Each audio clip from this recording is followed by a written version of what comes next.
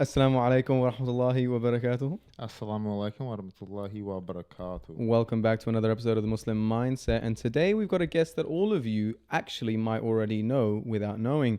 See, if you guys watch the end of our videos and the long form content, you'll see a little name at the end that says edited by Zaid Maniar. Now, this man is a pillar to everything we do at the Muslim Mindset. He's Very also a important. man that has been across the world in an Islamic standpoint. He was born and raised in India, came to Australia about a year ago, and has seen a fair share of things. So I'll let him kick things off and introduce himself to the world. Assalamu alaikum wa rahmatullahi wa barakatuh. Wa alaikum salam. As you said, I am from India, and I'll briefly tell a bit about myself. Maybe it's a plug, but whatever. So I'm an architect by profession. Currently pursuing my master's at Griffith University. That's the reason I moved to Australia. I have experience in interior design, furniture design, graphic design, and now editing as well. So, Mashallah. yeah, that's a little bit about me. And yeah. Fair enough. So Wow. how long have you been, so to get your master's in architecture, you've been doing it, how long is the degree in India? For your bachelor's? 5 years. 5 yeah. years. Fair enough, man. Do you see a huge, just before we even get into the full topic, do you see a huge difference in the architecture here and there? Oh, yeah. Like majorly? Major difference. Because architecture there would have had like a bit of Islamic inspiration. Islamic inspiration and as I was discussing it with my faculty, it has some soul in it. Like where you see in Australia, it's very, very sort of just functional. And all the buildings over there are ancient, aren't they? Like Yeah, they're yeah. thousands of years old. Yeah. Yeah. Like even like the Taj Mahal, like Yeah. that's that- got Yeah. some Islamic inspiration to it, doesn't it? Like Yeah, from what I know. Yeah, it's to do with Princess Jahanara or Shah Jahan. It's Shah Jahan and his wife. Yeah, Yeah, yeah. He wow. built it for his wife. As a gift, right? Yeah. Yeah, fair enough.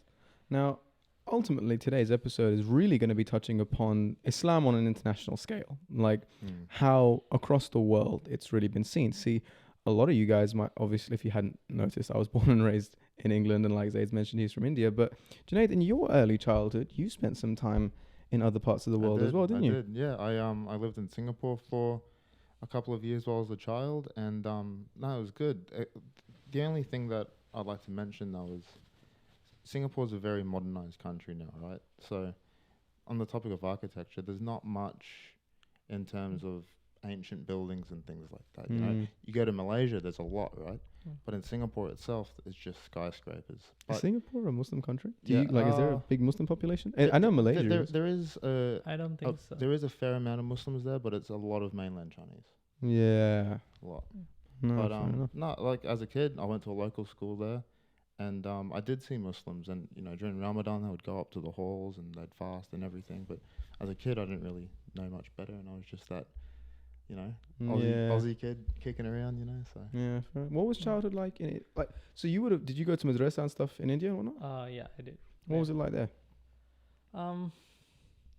I think pretty like normal. Like you get to read all the alphabets of Arabic, and then eventually go to the Quran, and then finish the Quran. Mm-hmm. So yeah, I did go to madrasas. I didn't go there for a long time. Like I had imams coming to my house to teach me. Wow. That's where I learned the most. Fair enough. So, MashaAllah. wow. So, to continue with obviously the broadened understanding of Islam, you obviously have now been in Australia for a year, you said? Yeah. What are the biggest differences you've noticed? One of the biggest differences I noticed, we always hear about it, but I noticed it when I moved to Australia, is how far wide Islam has spread throughout the world. And you get to see that in Australia very prominently. Like you don't get to see in India a lot because we're all Indians, and everybody goes to their local mosques usually. So in Australia, you have one big mosques in like one area, and like people from all around the world, all races, all cultures come to pray to that mosque. Yeah. And like you understand how big of an impact one man has had on the world. Subhanallah. Subhanallah, yeah. Beautiful. Because Islam, as a, like the most interesting factor for me isn't even about the differences, you know, because I grew up in England. My parents are from Kenya, East Africa, and obviously now we're in Australia. And I've done a fair share of traveling, and every time you go to a mosque, the the stark thing that I tend to notice isn't actually the differences. It's the fact that no matter where you are, you'll always get Assalamu alaikum wa rahmatullah. Yeah. You know what I mean? Yeah. There's a unity in that. Like, although we are so far widespread, you walk into any masjid anywhere in the world, you say Assalamu alaikum and you read your salah just like anyone else. You know what I mean? It's like, it's no real difference in that regard. Like, it's almost comforting because you walk into any masjid, there's no matter where you are in the world, it's like you always have home. Yeah. You know what I mean? And that's the reason, like, we were talking about it, like how Islam is the solution for racism in the world. Like, people talk about like all these movements against racism. Islam is the movement that started 1400 years ago. Like, when we come to pray, we don't leave spaces between, like, don't be standing shoulder to shoulder. It's usually said that don't leave space for shaitan. It's basically saying that there's evil when you have discrimination between people. So it doesn't matter who's standing next to me. We are both praying to the same Lord. Exactly. Like, we have to stand in you. Did you notice that? Like, because obviously, like, we've spoken about how you obviously became Muslim at the beginning of the year, mashallah. And one of your, like, in the earlier episodes, you spoke about how one of the most noticeable things was the brotherhood, right? How far do you think that reaches? Because we've gone around to a fair few different mosques. I think it reaches worldwide, man. Yeah. Honestly, like you said before, you go to any mosque around the world, Assalamu alaikum. And to that tight brotherhood that brings us all and unites us together. Yeah. But I'd like to mention as well on what you said before with how Islam is the cure to racism, basically, right? From what I understand, and I think we're talking about it a little bit off camera as well, but it was the original sin, wasn't it?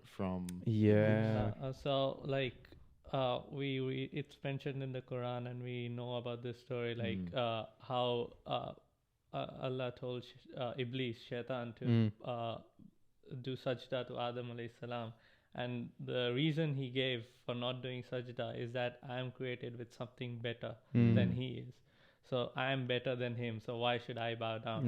So that is like the first sort of sin. And you understand how, like, discriminating against people just based on their culture or race is so disliked by Allah that he banished him for eternity. Yeah, man. Yeah, it's beautiful. Like, you stand next to your brother in prayer. And it doesn't matter if they're black, white, Asian, whatever. Like, there are no white masjids or black masjids. It's just a masjid. That's never been a thing. Because we all love everyone for the sake of Allah, right? So it's like we were talking about this beforehand the other day, actually, like how you said on Eid, when you it was your first Eid here, I think, or whatever, and one of the brothers came and said to you, "I love you for the sake of Allah." That's like, SubhanAllah. That's the best thing you can. What else can you ask for? You know, exactly. Like, you come here to the masjid. Like, I remember when I moved here about 5 years ago, and I wasn't always like spectacularly consistent with coming to the masjid. But once you start, like, think about how we met. Like, you and I as friends, like, we purely only know each other because of the masjid. You know, like, even today, or it was the other day actually, when we were reading Isha, and a brother was in the masjid that we didn't recognize, like, wasn't someone that we saw particularly often, not in like a bad way at all, but one of the other uncles came and said to me, "Let's go make salam to him, let's find out," you know, not in like, "Oh, what's he doing here? Like, who is he? How can we help him? Is he new? Maybe he's only just moved here." Like, there's that immediate urge to just help. Like I said in one of our other videos, my burning desire to help people is a huge part of my character. And that's just something that is purely derived from my profound belief in Islam. You know what I mean? I don't know if that's a concept you guys would have experienced in your own, you know, early childhood and whatnot. For sure. Maybe not my early childhood, but now as an adult, I definitely feel that a hell of a lot. So, like, understanding that no matter where you are in the world, like, what's it like in India? Obviously, you've got a very different system. Like, over here, obviously, we're so used to meeting and interacting with different people, hearing different languages. In India, do you have that kind of? Because you've said it in your own words that it's quite homogeneous. Yeah. You don't get to see, like, different people from different parts of the world, of course, but I do feel there is sort of a brotherhood still there. But because India, like, is we are all Indian, so like there's less of like don't get to experience a lot of cultures in that, and Australia is pretty diverse that way. So is there a huge like obviously there's India and Pakistan, right? Two different countries, and Pakistan is generally the Islamic country of the two, right? But obviously having where in India are you from? Sorry, Ahmedabad, right? Ahmedabad, yeah. Ahmedabad, Gujarat, right? yeah. In Gujarat side. So in that region, would you experience any sort of divide? You know what I mean? Like in an I personally haven't really felt that, but there might be differences in cultures. Like I have Pakistani friends here, so you see those kind of differences. But at the end of the day, I feel like anywhere you go in the world, like Islam is such like does such a good thing. Is like rather than like eliminating culture altogether, it purifies it. Like it purifies culture, takes all the bad things out of it and leaves the good things. So if you go to like probably like Sudan or Egypt or Dubai, you'll see a different culture, but it will still be Islamic culture. Yeah. So they might speak a different language, or they might like eat different foods, but at the end of the day, they are still praying 5 times a day. Yeah. They are doing the same things, fasting during Ramadan, all the same things that anywhere you go, they are doing the same thing. Yeah. It's a really beautiful sentiment. Yeah. Like understanding Islam on an international scale is so unifying. Yeah. Like you can walk into any masjid anywhere in the world. Assalamu alaikum. Khalas. I like to add as well. There's 2.2 billion Muslims in the world, so that's a lot of people around the world. And like one thing I noticed, like sort of humbling as well after coming to Australia, especially in the Gold Coast Masjid, like the amount of people that like Junaid is an example here. How many people are just reverting back to Islam, and it's sort of humbling to see.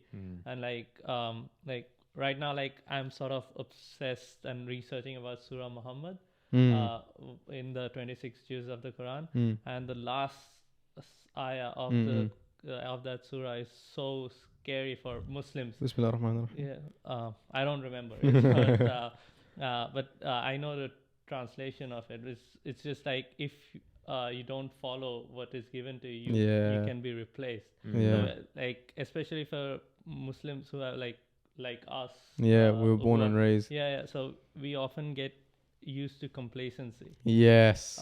And we are not trying our best. And that surah is like, if you don't do, like Allah doesn't need us, we need it. Yeah, exactly. Like people like in the Gold Coast, I ask like Haji, like how do people come in? Do we do dawah or anything? They come by themselves. Just walk in, don't they? Yeah, that's what you did, didn't it? You just walked in. Just walked straight in. Yeah. Well, I want to know what Islam's about, and then. Why did you walk in? What was the reasoning? I was just guided. That's like everyone asks, like, oh, like what made you? Everyone thinks I did it. Everyone thinks you did it, yeah, but I actually met him way after. Way after, yeah, I didn't know. But I walked into I thought you were Turkish. I didn't know you knew English. I just didn't talk to you. I just didn't think you spoke. And then the first time I said hi to you, you were like, "Hi, mate, what's going on?" And I was like, "Whoa, that's a very Australian accent." But no, honestly, like I was just guided. Like that's the best way I can describe it. Like there's nothing else that I can say. Like my mindset and everything just completely 180'd, and I don't think it was from my own doing. It was from God. So no, mashallah, man.